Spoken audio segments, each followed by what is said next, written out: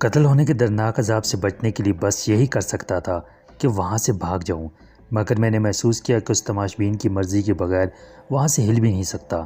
اس کا جسم ضرور میرا جسم بن چکا تھا، مگر اس جسم پر حکم تماشبین ہی کا تھا، میرا نہیں چلتا تھا۔ میں نے سوچا کہ تماشبین کو کسی طریقے سے بتا دینا چاہیے کہ تھوڑی دیر بعد قتل ہو جائے گا، اس لیے وہاں سے بھاگ جائے۔ میں نے اپنی آواز اونچا کر کے کہا، یہاں سے بھاگ جاؤ، موت تمہارے سر پر آن کھڑی ہوئی ہے۔ صرف یہی ایک دولتیہ نہیں ہے۔ اس پر ریشمی قمیض والے تماشبین نے غصہ کھا کر کہا، ارے جا، اپنی جگہ پر جا کر بیٹھ، جس کے پاس مال ہوگا یہ اسی کے پاس جائے گی۔ دوسرا تماشبین مشتعل ہو گیا۔ اس نے میرے دیکھتے دیکھتے پستول نکالا اور ریشمی قمیض والے تماشبین پر فائر کر دیا۔ گولی اس کے سینے پر لگی اور دل سے پار ہو گئی۔ میری چیخ نکل گئی۔ یہ گولی جیسے میرے سینے پر لگی تھی اور میرے دل کے پار ہو گئی تھی۔ درد کی ایک شدید ٹیس میرے دل سے اٹھی، جس نے میرے سارے جسم کو، میرے سارے وجود کو روئی کی طرح دھنک کر رکھ دیا۔ یہ درد کی ایک مسلسل ٹیس تھی جو گرم آہنی سلاخ کی طرح میرے دل میں گھس گئی تھی۔ تماشبین کے ساتھ ہی میں بھی خون میں لت پت ہو کر گر پڑا تھا۔ انتہائی درد کی شدید لہریں میرے جسم سے کسی سمندری طوفان کی طرح ٹکرا رہی تھیں۔ میں مسلسل درد کی ٹیس کی گردش میں تھا۔ تماشبین تو شاید مر گیا تھا، لیکن میں زندہ تھا اور جان کنی کی تکلیف اور موت کے عذاب سے گزر رہا تھا۔ میں اس لیے زندہ تھا کہ مجھے مرنا نہیں تھا، صرف موت کی تکلیف اٹھانی تھی، موت کی اذیت برداشت کرنی تھی۔ اس اعتبار سے میں مسلسل مر رہا تھا۔ میری حالت قابل رحم تھی کہ میں مر کر بھی زندہ تھا۔ میرے حلق سے شدت درد سے مسلسل چیخیں نکل رہی تھیں، مگر میری چیخیں کوئی نہیں سن رہا تھا۔ میرے ارد گرد خون ہی خون تھا۔ طوائف، تبلچی، سازندے اور تماشبین سب بھاگ گئے تھے۔ بازار میں شور مچ گیا کہ اوپر خون ہو گیا ہے۔ لوگ اوپر آ گئے۔ میں انہیں چیخ چیخ کر کہنے لگا کہ میں مرا نہیں ہوں، میں زندہ ہوں، مجھے اسپتال لے چلو، مگر نہ کوئی شخص وہاں میری آواز سن سکتا تھا، نہ مجھے دیکھ ہی سکتا تھا۔ وہ صرف تماشبین کی لاش کو دیکھ رہے تھے جو ٹھنڈی ہو کر خون میں لت پت پڑی تھی۔ انتہائی شدید درد کی لہریں میرے جسم کو کچوکے لگا رہی تھیں۔ جس تماشبین کے جسم میں پاتالی چڑیل نے مجھے داخل کر دیا تھا، وہ تو موت کی اذیت سے نجات حاصل کر چکا تھا، لیکن میں اس اذیت سے مسلسل گزر رہا تھا۔ میری کوئی نجات نہیں تھی۔ میں مردہ تماشبین کی پتھرائی ہوئی آنکھوں سے سب کچھ دیکھ رہا تھا اور میرے حلق سے ایسی تکلیف دہ آوازیں نکل رہی تھیں جن کو کوئی نہیں سن رہا تھا۔ اتنے میں پولیس آ گئی۔ انہوں نے میری لاش کو، یعنی تماشبین کی لاش کو اٹھایا اور گاڑی میں ڈال کر ہسپتال پہنچا دیا۔ ہسپتال کے مردہ خانے میں تماشبین کی لاش کو اسٹریچر پر ڈال دیا گیا۔ میری حالت اس بد نصیب انسان کی تھی جس کی جان حلق میں آ کر اٹک گئی ہو۔ نہ میں مرا تھا، نہ میں زندہ تھا۔ پاتالی چڑیل اس سے زیادہ بھیانک انتقام اور کیا لے سکتی تھی؟ مجھے میرے گناہوں کی سزا اس دنیا میں رہتے ہوئے اور کیا مل سکتی تھی؟ ساری رات تماشبین کی لاش مردہ خانے میں پڑی رہی۔ میں بھی اس کے جسم میں نیم مردہ حالت میں پڑا رہا۔ معلوم ہوا کہ اس تماشبین کا کوئی والی وارث نہیں ہے، کوئی لاش لینے نہیں آیا تھا۔ رات گزر گئی۔ میں اپنے دل کے زخم سے اٹھنے والی درد کی ٹیسوں کو برداشت کرتے ادموا ہو گیا تھا۔ صبح ہو گئی۔ ہسپتال کے دو آدمی لمبے لمبے سفید کوٹ پہنے مردہ خانے میں داخل ہوئے اور لاش کے اسٹریچر کو نکال کر نیچے ایک تہخانے کے کمرے میں لے گئے۔ وہاں ایک ڈاکٹر اور اس کا اسسٹنٹ پہلے سے موجود تھے۔ لاش کو اسٹریچر سے اٹھا کر دوسرے اسٹریچر پر ڈال دیا گیا۔ ہسپتال کا جو ملازم اسٹریچر کے ساتھ آیا تھا اس نے ڈاکٹر سے کہا، ڈاکٹر صاحب، ایم ڈی صاحب نے کہا کہ پوسٹ مارٹم رپورٹ دوپہر تک مل جانی چاہیے۔ ڈاکٹر نے کہا، ٹھیک ہے، تم جاؤ۔ پوسٹ مارٹم کا نام سنتے ہی میرا دل جو پہلی درد کی ٹیسوں سے نڈھال ہو چکا تھا ڈوبنے لگا۔ میرے خدا، اب میرے جسم کا چیر پھاڑ ہوگا۔ میں نے میرا جسم اس لیے کہا ہے کہ اس قتل ہونے والے تماشبین کے مردہ جسم کے اندر میرے تمام احساسات زندہ تھے اور وہ ایک طرح سے میرا ہی زندہ جسم تھا جس کا ڈاکٹر پوسٹ مارٹم کرنے والا تھا۔ میرے ہونٹ بند تھے، آنکھیں پترائی ہوئی تھیں، جسم بے حس و حرکت تھا، مگر میرے مردہ جسم کے ساتھ کوئی چیز چھو جاتی تو مجھے اس کا لمس محسوس ہوتا تھا۔ مردے کی پتھرائی ہوئی آنکھوں کے پیچھے میری آنکھیں کھلی ہوئی تھیں اور میں وہ سب کچھ دیکھ رہا تھا جو میرے ساتھ ہو رہا تھا۔ میں اگر چیخ بلند کرتا تو مجھے باقاعدہ اس کی آواز سنائی دیتی تھی، اگرچہ میرے ہونٹ بند تھے، مگر میری چیخ کی آواز سوائے میرے اور کوئی نہیں سن سکتا تھا اور کسی کے کانوں تک نہیں پہنچ سکتی تھی۔ ڈاکٹر کے اسسٹنٹ نے وہ میز اسٹریچر کے قریب کر دی جس پر چھریاں، چھوٹی چھوٹی کینچیاں اور چمکیلی آریاں اور نشتے رکھے ہوئے تھے۔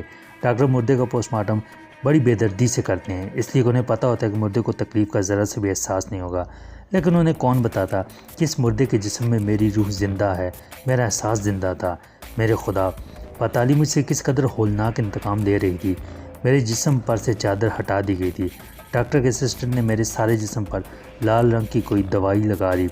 ڈاکٹر نے آری ہاتھ میں پکڑی اور ایک ہاتھ سے لاش کے پیٹ کو دبانے لگا۔ مجھے ایسے ہی محسوس ہوا جیسے وہ میرے پیٹ کو دبا رہا ہے۔ میں نے چیخ مار کر کہا، ڈاکٹر میں مرا نہیں ہوں، میں زندہ ہوں، میں زندہ ہوں۔ اس جملے کو دہرا کر میرا حلق خشک ہو گیا، لیکن ڈاکٹر پر کوئی اثر نہ ہوا۔ وہ میری آواز سنتا تو اس پر اثر بھی ہوتا۔ وہ میری آواز سن ہی نہیں رہا تھا، نہ میرے ہونٹ ہل رہے تھے کہ وہ یہ دیکھتا کہ مردہ تو ابھی زندہ ہے۔ جو آری ڈاکٹر نے دوسرے ہاتھ میں پکڑ رکھی تھی اس کے ساتھ بجلی کی تار لٹک رہی تھی۔ یہ بجلی سے چلنے والی آری تھی۔ اس نے ایک بٹن دبایا، زوں کی آواز سے آری کے گول چکر نے تیزی سے گھومنا شروع کر دیا۔ ڈاکٹر نے سب سے پہلے لاش کے پیٹ پر آری رکھ کر اسے دائیں سے بائیں کھول ڈالا۔ میرے حلق سے ایسی چیخ نکلی کہ اگر کوئی انسان سن لیتا تو اس کے کان کے پردے پھٹ جاتے۔ ڈاکٹر یوں اپنے کام میں لگا تھا جیسے کسائی بکرے کا گوشت کاٹتا ہے۔ اس نے آری چلا کر جہاں دونوں طرف سے پسلیاں آ کر ملتی تھیں وہاں سے لاش کو اوپر حلق تک کاٹ ڈالا۔ درد کی شدت میری برداشت کی حد سے گزر گئی تھی، لیکن میں بے ہوش نہیں ہو رہا تھا۔ اگر میں عام حالت میں ہوتا تو جب پہلی بار میرے پیٹ پر آری چلی تھی تو میں بے ہوش ہو گیا ہوتا، لیکن یہ میری عام حالت نہیں تھی۔ مجھے زندگی اور موت کے درمیان لٹکا دیا گیا تھا۔ ڈاکٹر نے لاش کی پسلیوں کے نیچے ہاتھ ڈال کر ایک جھٹکے سے دل جسم سے الگ کر کے باہر نکال دیا۔ ڈاکٹر کے دستانے خون میں لت پت تھے۔ اس نے اپنے اسسٹنٹ کو دکھاتے ہوئے کہا، گولی سامنے کی طرف سے فائر ہوئی تھی، یہ دیکھو، دل پر سامنے کی جانب سوراخ ہے، لیکن پیچھے کی جانب سے دل کی بوٹیاں اڑ گئی ہیں۔ اس کے بعد آری سے ڈاکٹر نے لاش کی کھوپڑی کو ایک طرف سے چیر ڈالا اور اس کا اوپر والا حصہ الگ کر دیا۔ میرا جسم مردہ تھا، مگر میری روح شدت درد سے اور شدت خوف سے لرز رہی تھی۔ ڈاکٹر نے دماغ کا کچھ حصہ نکال کر اسپرٹ سے بھرے ہوئے شیشے والے مرتبان میں ڈال دیا۔ اسی طرح میرا دل بھی ایک مرتبان میں ڈال دیا گیا۔ پھر میرے گردے کاٹ کر علیحدہ کر دیے گئے، انہیں بھی اسپرٹ سے بھری ہوئی بوتلوں میں ڈال دیا گیا۔ اسسٹنٹ تختی پر لگے ہوئے کاغذ پر کچھ لکھتا جا رہا تھا۔ ڈاکٹر نے پوسٹ مارٹم کی کارروائی ختم کر دی تھی۔ میرے جسم کا ایک ایک ذرہ جیسے زخم بن کر دکھ رہا تھا۔ میں سر سے پاؤں تک درد کی ایک لہر بن گیا تھا جو میرے جسم سے میری روح سے بار بار ٹکرا رہی تھی اور میری چیخیں نکل رہی تھیں۔ اس کے بعد ڈاکٹر اور اس کے اسسٹنٹ نے مل کر میرے پیٹ کو لمبے لمبے ٹانکے لگا کر سی دیا۔ اسی طرح میرے سر کے اوپر کاٹ کر الگ رکھی ہوئی کھوپڑی کو دوبارہ رکھ کر ٹانکے لگا کر جوڑ دیا گیا۔ ڈاکٹر نے اپنے دستانے اتار کر ایک طرف رکھ دیے اور اپنے اسسٹنٹ کو یہ کہہ کر باہر نکل گیا کہ رپورٹ ابھی میرے پاس لے کر آؤ۔ تھوڑی دیر بعد اسسٹنٹ بھی باہر چلا گیا۔ اس کے بعد اسپتال کے پہلے والے دونوں ملازم اندر آئے اور میری کٹی پھٹی لاش کو میز پر سے اٹھا کر اسٹریچر پر ڈالا اور مردہ خانے میں لا کر بند کر دیا۔ میری روح پر درد اور اذیت کے آرے چل رہے تھے۔ میں کراہ رہا تھا، میری چیخیں ختم ہو چکی تھیں، آنسو خشک ہو چکے تھے، صرف ایک لمبی کراہ میری روح کے اندر رہ گئی تھی اور وہی میرے حلق سے نکل رہی تھی۔ یہ اتنی ڈراؤنی کراہ تھی جیسے کوئی چڑیل موت کے پھندے میں پھنس کر کرا رہی ہو۔ اچانک مجھے دھوئیں کی کڑوی بو محسوس ہوئی۔ میں لاش کے اندر زندہ تھا، مگر لاش کی گردن ہلا کر دائیں بائیں نہیں دیکھ سکتا تھا۔ پھر ایک دم سے سامنے اسٹریچر کی پائنٹی کی جانب منحوس پاتالی چڑیل نمودار ہوئی۔ اس کی آنکھیں انگاروں کی طرح دہک رہی تھیں، سر کے بالوں اور جسم سے دھوئیں کی لہریں اٹھ رہی تھیں۔ میں نے چلا کر کہا، منحوس چڑیل، اب تیرا کلیجہ ٹھنڈا ہو گیا ہوگا، اب میری جان بخش دے۔ پتالی نے ایک بھیانک قہقہہ لگایا، کہنے لگی، نہیں ابھی نہیں، ابھی میرے دل کی آگ ٹھنڈی نہیں ہوئی، ابھی تمہیں ایک اور موت کا مزہ چکھنا ہے۔ اس نے ایک اور قہقہہ لگایا اور ہاتھ مردے کی سینے کی طرف بڑھا کر اپنا ہاتھ اس کے سینے کے اندر داخل کر دیا۔ اس وقت میری آنکھیں اپنے آپ بند ہو گئی اور موت کی دردناک زیر سے بھی مجھے چھٹکارا مل گیا۔ میں نے محسوس کیا کہ میں ایک بار پھر پاتالی چڑیل کی مٹھی میں بند ہوں اور مٹھی کے باہر تیز ہواؤں کا آندھیوں کا شور مچا ہوا ہے۔ میں اندھیرے میں اپنے آپ کو دیکھ نہیں سکتا تھا۔ میں نے اپنے جسم پر ہاتھ پھیرا تو مجھے محسوس ہوا کہ میں اپنی انسانی جسم میں واپس آ گیا ہوں، لیکن میرا جسم انگوٹھے کے برابر چھوٹا ہو چکا ہے۔ میری آنکھوں میں آنسو آ گئے اور میں گھٹنوں میں سر دے کر سمٹا کر بند مٹھی کے اندر بیٹھ گیا۔ اس کے بعد مجھ پر نیم بے ہوشی کی کیفیت طاری ہو گئی اور کچھ دیر بعد مجھے بالکل ہوش نہ رہا کہ میں کہاں پر ہوں۔ ہوش آیا تو میں پہلے کی طرح شیشے کی بوتل کی تہہ میں بند پڑا تھا۔ وقت کا احساس ہی ختم ہو چکا تھا۔ نہ دن تھا، نہ رات تھی، نہ شام تھی، نہ دوپہر تھی، نہ سورج نکلتا تھا، نہ سورج غروب ہوتا تھا، نہ تارے چمکتے تھے۔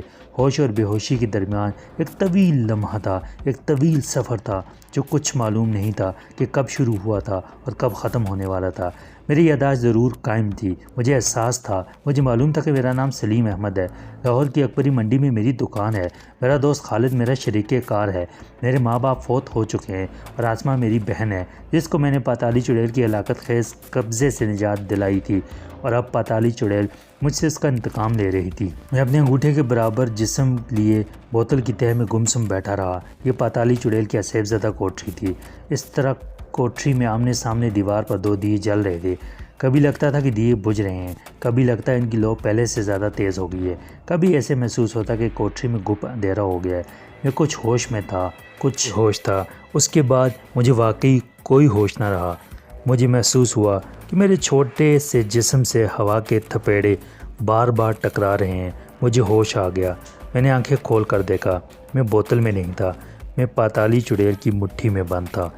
مٹھی میں وہی ناگوار تیز بو پھیلی ہوئی تھی۔ پاتالی چڑیل کی بند مٹھی کی درزوں میں سے کسی وقت روشنی کی چمک اندر آتی اور پھر غائب ہو جاتی۔ میں مٹھی کے اندر گھٹنوں کے بل چل کر چڑیل کی انگلیوں کی درز میں سے جھانک کر دیکھا۔ مجھے آبادی کی عمارتوں کی روشنیاں جگمگاتی دکھائی دیں۔ میں نے نیچے دیکھا۔ نیچے کشادہ سڑک پر روشنیاں ہو رہی تھیں اور گاڑیاں گزر رہی تھیں۔ پاتالی چڑیل سڑک سے کافی بلندی پر اڑتی ہوئی مجھے کسی جگہ کے لیے لے جا رہی تھی۔ اسی نے مجھے کہا تھا کہ میں تمہیں 3 بار موت کا مزہ چکھاؤں گی اور اس وقت تک تمہیں موت کی اذیت سے گزارتی رہوں گی جب تک کہ میرے انتقام کی آگ ٹھنڈی نہیں پڑ جاتی۔ میں اب تیسری موت مرنے جا رہا تھا۔ معلوم نہیں اس بار وہ مجھے کس طریقے سے مارنا چاہتی تھی۔ میں پاتالی چڑیل کی بند انگلیوں کی درز میں سے نیچے شہر کی روشنیوں کو پیچھے کی طرف تیزی سے جاتے دیکھ رہا تھا۔ ایسے لگ رہا تھا جیسے میں کسی ہیلی کاپٹر میں بیٹھا شہر کے اوپر سے گزر رہا ہوں۔ جب شہر کی روشنیاں پیچھے رہ گئی تو پاتالی چڑیل نے اڑتے اڑتے اپنی بلندی کم کرنی شروع کر دی۔ ایک جگہ کسی آبادی کی اکا دکا روشنیاں نظر آئیں۔ پاتالی چڑیل اس آبادی کے اوپر آ گئی۔ اس نے آبادی کے اوپر 2 چکر لگائے، پھر وہ ایک مکان کی چھت پر اتر گئی۔ خدا جانے یہ ہندوستان کا کون سا شہر تھا۔ یہ شہر کی باہری کوئی کالونی تھی۔ ماڈرن طرز کے درمیانے درجے کے کوارٹر ایک دوسرے کے ساتھ بنے ہوئے تھے۔ جس مکان پر پاتالی چڑیل اتری تھی اس مکان میں سے عورتوں کے رونے اور بین کرنے کی آوازیں آ رہی تھیں۔ اس مکان میں کوئی مر گیا تھا۔ پاتالی نے مٹھی بند کر رکھی تھی، مٹھی کی انگلیوں کی درز میں سے باہر دیکھ رہا تھا۔ پاتالی چڑیل نے مکان کی چھت پر سے صحن میں چھلانگ لگا دی۔ وہ ایک دم نیچے گرنے کے بجائے آہستہ آہستہ نیچے آ گئی۔ مکان کے صحن میں روشنی ہو رہی تھی۔ اس روشنی میں مجھے بانس جوڑ کر بنایا ہوا ایک لمبا چبوترا سا دکھائی دیا۔ میں سمجھ گیا کہ یہ کسی ہندو کا گھر ہے، یہاں کسی کی موت واقع ہو گئی ہے اور صحن میں مردے کو شمشان گھاٹ لے جانے کے واسطے بھوپان تیار کیا جا رہا ہے۔ مسلمان میت کو لے جاتے ہیں تو اسے ایک مخصوص چارپائی پر ڈال کر اسے اوپر سے سبز چادر سے ڈھانپ کر لے جاتے ہیں، اسے جنازہ کہا جاتا ہے۔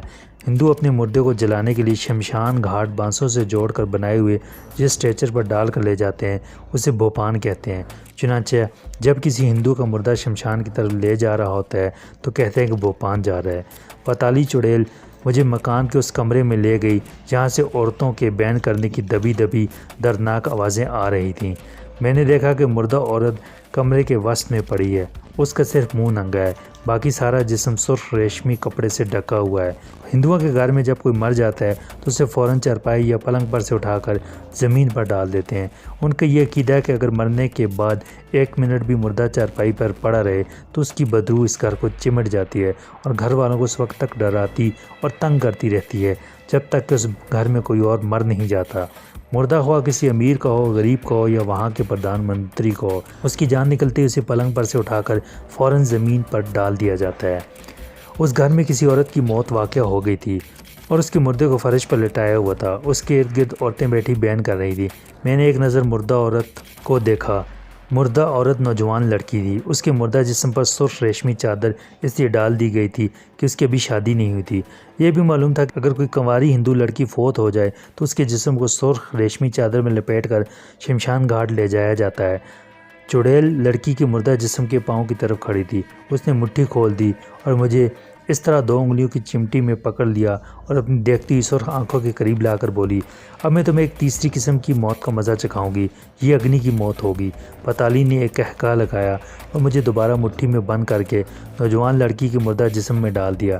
میں پتالی چڑیل کے رحم و کرم پر تھا۔ میں سوائے قسم قسم کی موت کی اذیت برداشت کرنے کا اور کچھ نہیں کر سکتا تھا۔ مردہ لڑکی کے جسم میں داخل ہوتے ہی مجھے جو سب سے پہلا احساس ہوا وہ یہ تھا کہ میری ٹانگیں، بازو، ہاتھ، پاؤں سب کچھ لڑکی کے جسم میں حلول کر گئے ہیں۔ صرف میرا دماغ مردہ لڑکی کے دماغ سے الگ تھا۔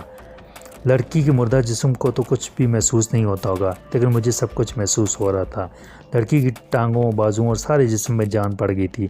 یہ ٹانگیں، ہاتھ، پاؤں اور بازو ہندو لڑکی کے تھے، لیکن ان کا احساس میرا تھا۔ یہ ایک انتہائی اذیت ناک احساس تھا۔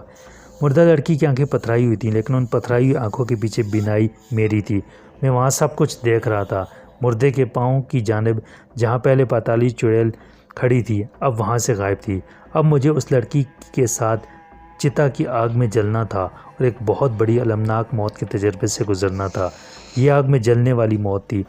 تھوڑی دیر بعد لڑکی کے مردہ جسم کو اٹھا کر بانس کے اسٹریچر یعنی بھوپان پر ڈال دیا گیا اور اس کے رشتہ دار اس کا بھوپان یعنی جنازہ اٹھا کر شمشان گھاٹ کی طرف چل پڑے اور راستے میں یہ بولتے جاتے تھے، رام نام ست ہے، رام نام ست ہے۔ ست سنسکرت زبان کا لفظ ہے اور اس کے معنی کسی شے کی اصلیت، کسی شے کی حقیقت اور کسی شے کی سچائی۔ ہم بھی یہ لفظ عام طور پر بولتے ہیں، جیسے اس جڑی بوٹی کو گھونٹ کر اس کا ست نکال کر پی جاؤ۔ اب اس شخص میں ست باقی نہیں رہا، یعنی اس کی اصل طاقت ختم ہو گئی ہے۔ میری بھی اصل طاقت ست ہو چکی تھی۔ میرے اختیار میں سوائے اللہ تعالیٰ سے اپنے گناہوں کی معافی مانگنے کے اور کچھ نہیں تھا۔ میں نے آنکھیں بند کر لی تھیں اور مردہ لڑکی کی آنکھوں سے دیکھنا بند کیا تھا۔ خدا جانے یہ لوگ مردے کا بھوپان لے کر کہاں کہاں سے گزرتے رہے۔ آخر ایک جگہ بھوپان زمین پر رکھ دیا گیا۔ میں نے آنکھیں کھول دی۔ کیا دیکھتا ہوں، ایک عمارت کے اوپر بجلی کا بلب روشن ہے۔ بلب کی روشنی میں مجھے سامنے ایک چبوترا دکھائی دیا جہاں پر مردے کو جلانے کے لیے بڑی بڑی لکڑیاں رکھ کر چتا بنائی جا رہی تھی۔ جب چتا تیار ہو گئی تو لڑکی کے مردے کو اٹھا کر چتا پر لٹا دیا گیا۔ اس کے بعد لڑکی کے اوپر بھی لکڑیاں رکھی جانے لگیں۔ اس بات کا پورا انتظام کیا جا رہا تھا کہ مردہ چاروں طرف سے جل کر راکھ ہو جائے، جسم کا کوئی حصہ اج جلا نہ رہ جائے۔ اس لیے مجھے خیال آنے لگا کہ جب یہ لڑکی زندہ تھی تو اس کے بہن بھائی، ماں باپ اس سے پیار کرتے ہوں گے۔ اگر اس کا کوئی محبوب ہوگا تو اس پر جان نچھاور کرنے کو تیار ہوگا۔ اس کا ذرا سا ہاتھ جل جاتا ہوگا تو سب اس کی بلائیں لینے لگ جاتے ہوں گے اور جسم کے جلے ہوئے حصے پر طرح طرح کے مرہم لگاتے ہوں گے۔ لیکن آج وہی لوگ دہکتی آگ میں سے جھونک رہے ہیں۔ افسوس، صد افسوس، کس قدر بے حقیقت ناپائیدار ہیں یہ سب دنیاوی رشتے، یہ سب دنیاوی محبتیں۔ میں دیکھ رہا تھا کہ شمشان بھومی کے باوے یعنی مردے کو جلانے والے لکڑیاں لے کر مردہ لڑکی کے جسم پر لگاتے جا رہے تھے۔ وہ اصل میں لڑکی کے مردہ جسم پر نہیں، میرے زندہ جسم پر لکڑیاں چن رہے تھے۔ جب چتا بالکل تیار ہو گئی تو لکڑیوں کے اوپر گھی ڈالا جانے لگا۔ ایک مہنت سنسکرت کے شلوک برابر پڑھتا جا رہا تھا۔ جب ساری چتا کی لکڑیاں گھی میں تر ہو گئیں تو ایک مہنت یا پجاری جلتی ہوئی مشال لے کر آ گیا۔ اس نے لڑکی کے بھائی کو بلا کر کہا، اگنی دیوی کی سپرد کرو۔ ایک نوجوان آگے بڑھا۔ اس کے ہاتھ میں پتلی سی چھڑی تھی۔ اس نے چھڑی مشال کے شعلے کے ساتھ لگا کر جلائی اور پھر چتا کی لکڑی کو آگ دکھاتا ہوا چتا کے چاروں طرف گھوم گیا۔ گھی میں تر کی ہوئی لکڑیوں نے فوراً آگ پکڑ لی۔ مردہ لڑکی کا جسم چتا کی لکڑیوں میں چھپا ہوا تھا۔ میں نے پہلے اپنے ارد گرد دھواں اور پھر شعلے اٹھتے محسوس کیے۔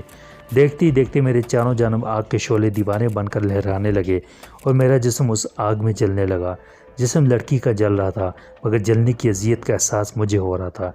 یہ مجھے سب سے زیادہ تکلیف دہ موت محسوس ہو رہی تھی۔ میرے اوپر، نیچے، دائیں بائیں آگ ہی آگ تھی، شعلے ہی شعلے تھے۔ ان شعلوں کی قیامت خیز تپش نے مجھے جلانا شروع کر دیا تھا۔ اچانک ایک ایسی بات ہوئی جس کا مجھے گمان تک نہیں تھا۔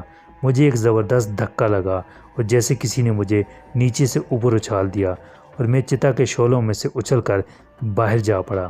پہلے تو مجھے یقین نہ آیا کہ میں چتا کے شعلوں سے نکل آیا ہوں۔ میں جہاں گرا تھا وہیں پڑا رہا۔ پھر باہر کی ٹھنڈی ہوا میرے جسم کو چھونے لگی۔ میں نے آنکھیں کھول کر دیکھا کہ میں چتا کی آگ سے نکل آیا ہوں۔ کسی نے مجھے نیچے سے اچھال کر چتا کی آگ سے باہر پھینک دیا تھا۔ ایسا کس نے کیا تھا؟ یہ کس کا ہاتھ تھا جس نے مجھے شعلوں میں جل کر مرنے سے بچا لیا تھا؟ میری سمجھ میں نہیں آ رہا تھا۔ کیا مردہ لڑکی نے مجھے باہر پھینکا تھا؟ مگر لڑکی تو مر چکی تھی۔ اگر وہ مجھے آگ سے باہر پھینک سکتی تھی تو وہ خود چتا کے شعلوں سے باہر کیوں نہیں آ گئی؟ میں نے بہرحال خدا کا شکر ادا کیا کہ میں آگ میں جلنے کی عزیز سے بچ گیا۔ میں چتا کے چبوترے سے کافی دور ایک جھاڑی میں گرا تھا۔ سب سے زیادہ خوشی مجھے یہ دیکھ کر ہوئی کہ میرا قد اور میرا جسم انگوٹھے کے برابر نہیں رہا تھا، بلکہ میں پورے قد کاٹ کے ساتھ بڑا ہو چکا تھا۔ یعنی جس طرح میں پہلے اپنے نارمل انسانی جسم میں تھا، میں اسی جسم میں واپس آ گیا تھا۔ میں اس خیال سے وہاں سے ایک طرف کو دوڑ پڑا کہ کہیں پتالی چڑیل مجھے میری انسانی جسم میں واپس آتے دیکھ کر مجھے پھر سے چھوٹا نہ کر دے۔ مجھے ایسا محسوس ہو رہا تھا کہ میں پتالی چڑیل کے طلسم سے آزاد ہو چکا ہوں، ورنہ میں کبھی اپنی اصلی حالت میں واپس نہیں آ سکتا تھا۔ میرا اپنے اصلی جسم میں اپنے پورے لباس کے ساتھ واپس آ جانا اس بات کا ثبوت تھا کہ چڑیل پتالی نے مجھ پر جو جادو کیا تھا اس کا زور ٹوٹ چکا تھا اور اب میں اس کے قبضے میں نہیں ہوں۔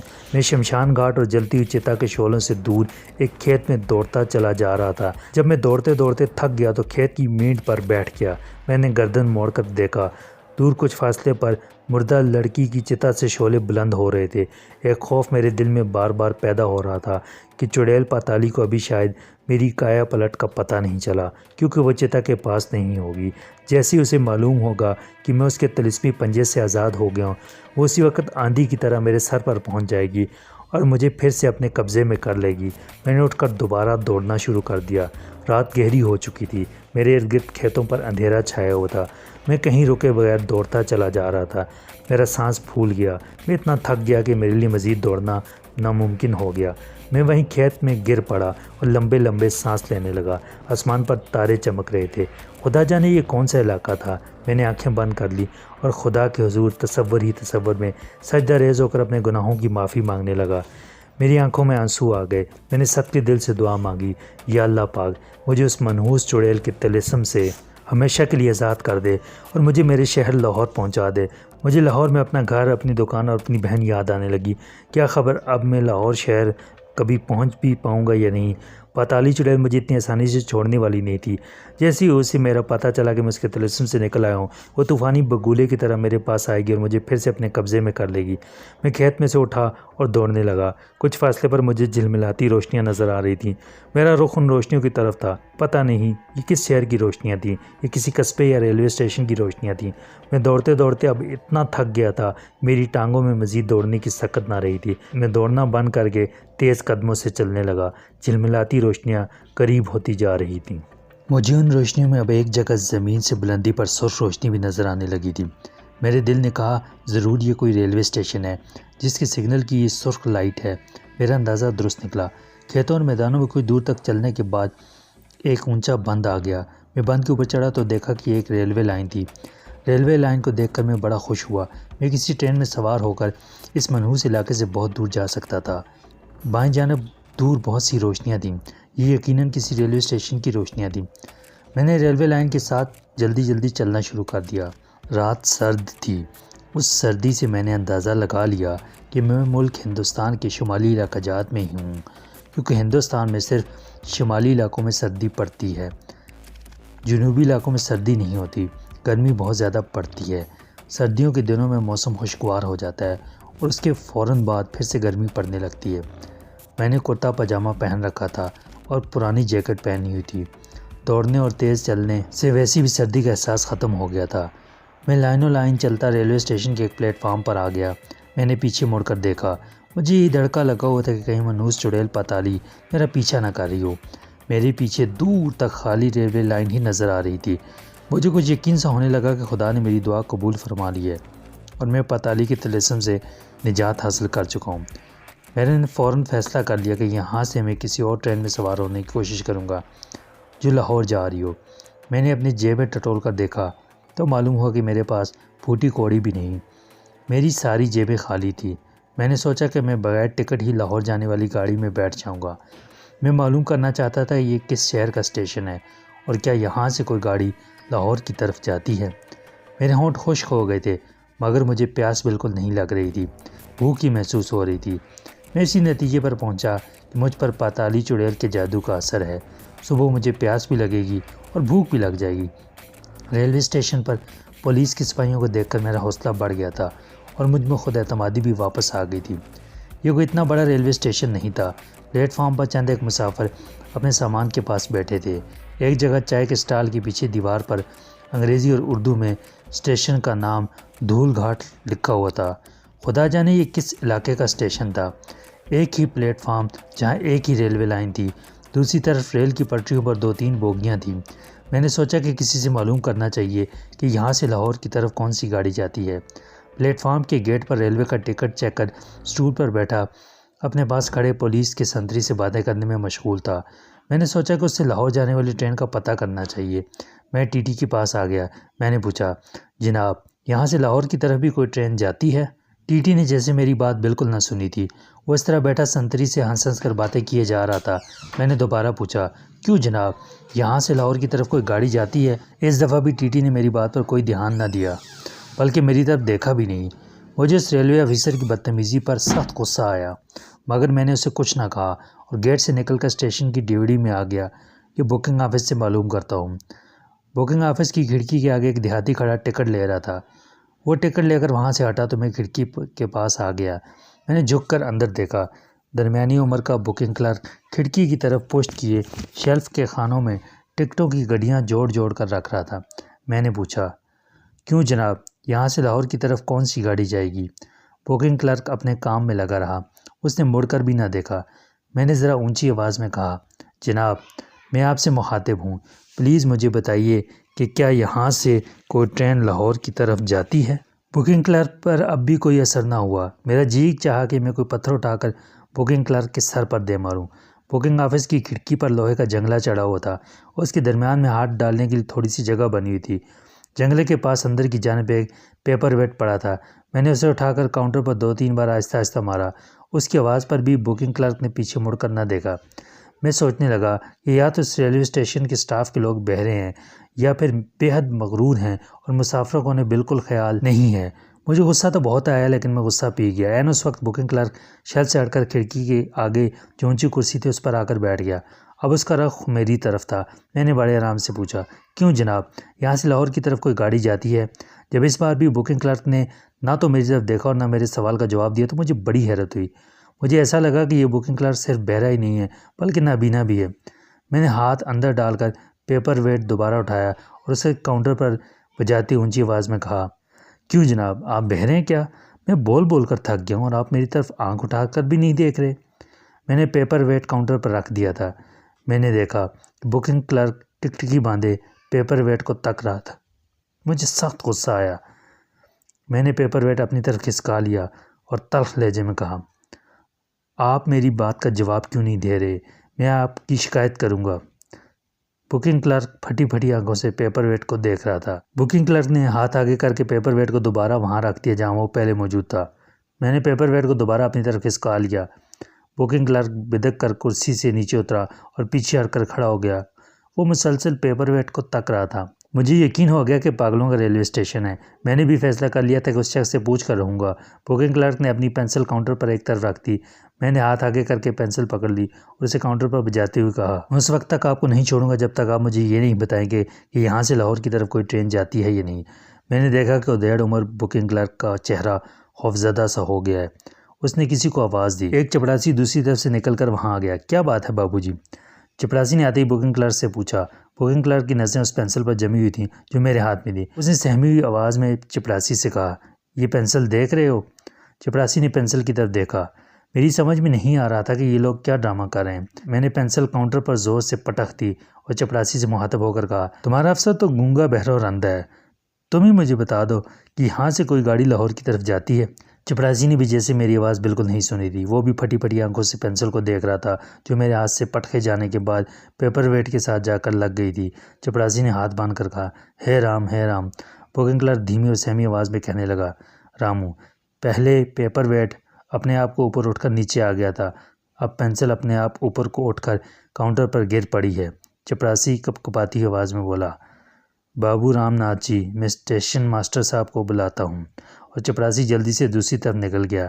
اس کے جانے کے 2 سیکنڈ بعد ہاتھ کانوں کو لگا کر رام رام کا جاپ کرتا بکنگ کلرک بھی اس طرف نکل گیا جدھر چپراسی گیا تھا۔ میں نے اپنا سر پکڑ لیا۔ اب اس میں کوئی شک شبہ نہیں رہا تھا کہ یہ پاگلوں کا ریلوے اسٹیشن تھا اور یہاں کا سارا عملہ پاگلوں پر مشتمل تھا۔ میں کھڑکی سے ہٹ کر دوبارہ پلیٹ فارم پر آ گیا۔ جب میں گیٹ میں سے گزرنے لگا تو ٹی ٹی بابو اسی طرح سنتری سے باتوں میں مصروف تھا۔ میرے آگے ایک مسافر تھا۔ وہ گزرنے لگا تو ٹی ٹی نے اسے کہا، ٹکٹ دکھاؤ۔ مسافر نے صدری کی جیب سے ٹکٹ نکال کر ٹی ٹی کو دیا۔ اس نے ٹکٹ چیک کر کے اس پر پینسل سے نشان لگایا اور مسافر کو ٹکٹ واپس کر کے کہا، جاؤ۔ مسافر دروازے سے نکل گیا۔ اب میری باری تھی۔ میں گزرنے لگا تو ٹی ٹی نے میری طرف آنکھ اٹھا کر دیکھا اور نہ مجھ سے ٹکٹ ہی طلب کیا۔ وہ پولیس کی سنتری سے باتیں کر رہا تھا۔ میں گیٹ سے گزر کر پلیٹ فارم پر آ گیا۔ میں حیران ضرور ہو رہا تھا کہ یہ سب کچھ کیا ہو رہا ہے۔